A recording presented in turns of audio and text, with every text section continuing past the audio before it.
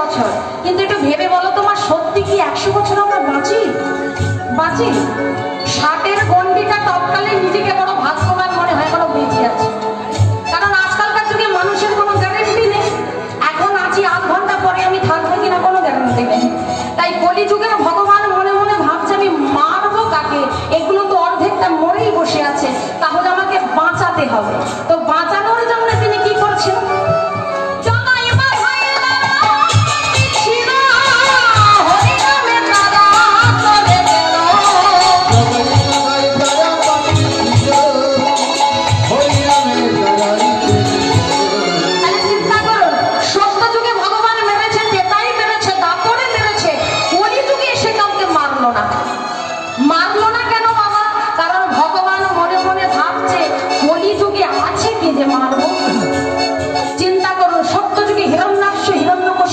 বীর কলিযুগে আছে?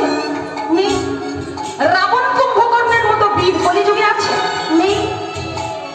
অঘাসুর বঘাসুর কালিও না কংসের মতো বীর কলিযুগে আছে? নেই।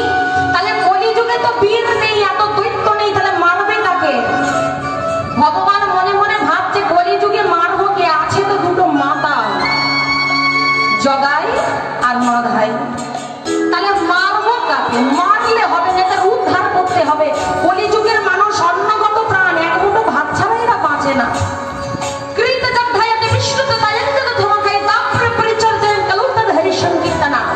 ভগবান জানতেন কলিযুগের মানুষের দ্বারা যুগ যুগ ধরে সাধন গঠন হবে না, সেবা পূজা অর্চনা বলে তাও হবে না।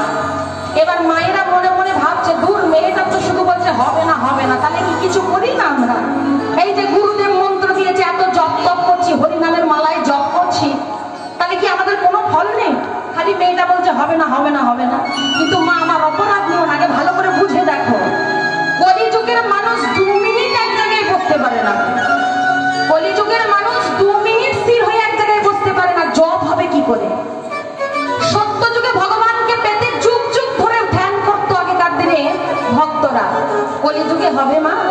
মা স্নান করে ঠাকুর ঘরে গিয়ে আসন বিছিয়ে বসেছে, জানে একটু নামের মালায় জপ করব। তো স্নান করে ঠাকুর ঘরে গেল, ঠাকুরের সামনে বসলো, আসনে হরিনামের মালাটা নিয়ে জপ করছে। হঠাৎ মনে হলো এই রে, স্নান করে ঠাকুর ঘরে যাওয়ার সময় দেখলাম বৌমা ভাতের হাঁড়িটা বসিয়েছে, তার জলটা কি গরম হলো?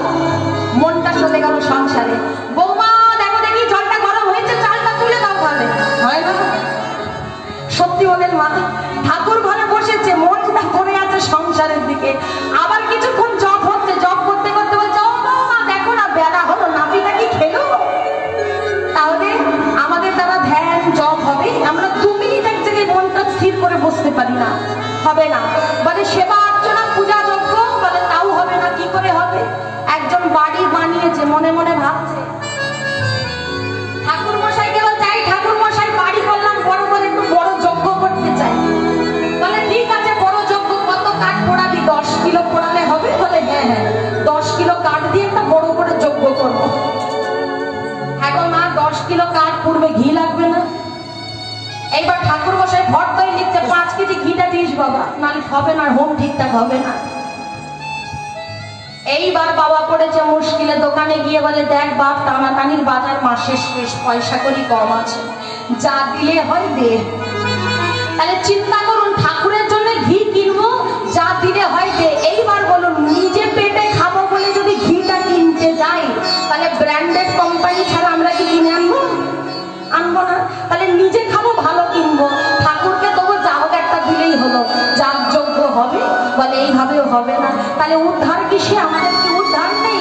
ওই জন্য মহাপ্রভু একবার সোজা রাস্তা দেখিয়েছে, বলে এদের দ্বারা কঠিন রাস্তা দিলে হবে না, একদম সোজা রাস্তা দেখালো। কি?